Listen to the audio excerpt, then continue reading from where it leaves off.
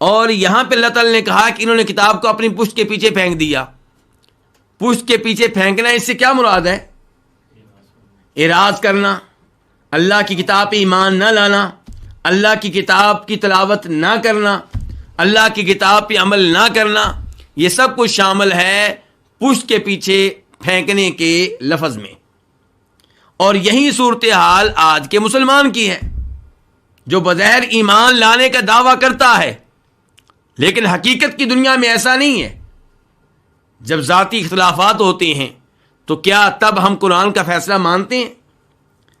کیا ہماری کوشش ہوتی ہے کہ ہمارا فیصلہ کسی انگریزی عدالت کی بجائے کسی ایسے عالم دین کے پاس جائے جو قرآن و حدیث کے مطابق فیصلہ کرے؟ کیا تلاوت کرنے کے لحاظ سے ہم قرآن کے ساتھ ایک اچھا تعلق رکھتے ہیں؟ کیا قرآن کا ترجمہ و تفسیر سیکھنے کے لحاظ سے ہم قرآن کے ساتھ اچھا تعلق رکھتے ہیں؟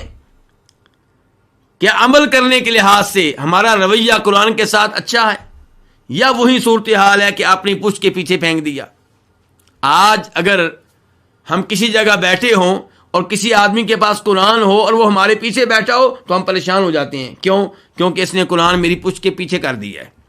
حالانکہ پشت کے پیچھے کرنا کیا ہے؟ اسے نظر انداز کر دینا، اس سے اعراض کرنا، اس پہ عمل نہ کرنا، اس کی تلاوت نہ کرنا، اس پہ ایمان نہ لانا. تو اللہ تعالیٰ فرماتے ہیں کأنہم لا یعلمون، ان کا رویہ ایسا ہوتا ہے گویا کہ لا یعلمون، یہ جانتے نہیں ہیں. کون نہیں جانتے؟ یہی یہودی.